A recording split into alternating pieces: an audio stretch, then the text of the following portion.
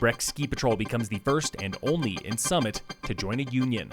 Phil Lindeman with your news from Avalanche Physical Therapy on Krystal 93. Breckenridge Ski Patrol joins Park City and Crested Butte with a labor union. Nearly 114 Breck patrollers voted last month, and yesterday votes were tallied, showing a majority want union representation for salary, benefits, and even parking negotiations. Breck Patrol Director Kevin Aherm warned his staff it could do more harm than good. Earlier this year, Keystone Ski Patrol said no to a union. Summit County is going green. County officials confirm Summit qualifies for level green starting tonight at midnight. Commissioner Josh Blanchard explains. And really, there'll be no restrictions on most businesses, on most activities or gatherings, particularly things that happen outdoors. There may be some restrictions on mass indoor gatherings. So when you talk about those really big events that are indoors, there could be some physical distancing.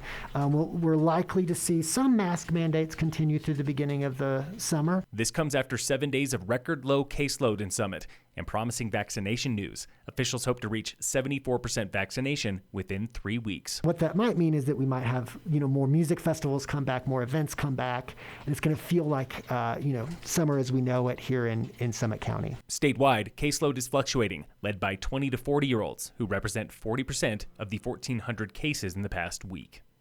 A man is in custody today for allegedly sparking a 45-acre wildfire in Park County late Saturday. The Denver Channel reports the suspect, Philip Riker, was off-roading when he started a campfire. It quickly got out of control, forcing nearby campsites to evacuate.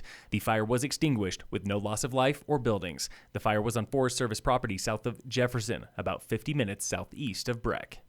Migratory birds were dying in historically large numbers last fall, and new research shows it could be related to wildfire. Researchers in Colorado and Wyoming tracked thousands of reports using an online platform showing a strong correlation between dead birds and wildfire smoke patterns. Many birds died in urban areas after flying through or near Rocky Mountain fires, suggesting their food supplies were impacted, and younger birds were forced to migrate before they were ready.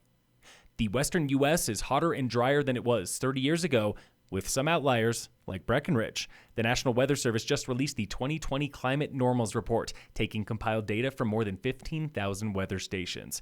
Average annual precipitation is shrinking at Vail, Copper Mountain, and Loveland Basin, down as much as 3 inches in Vail, from 34 to 31 inches every year. We are talking all precipitation, not just snowfall. But Breckenridge is wetter than before, from 21 to 23 inches per year. That translates to an extra half foot of snowfall every year since 2006.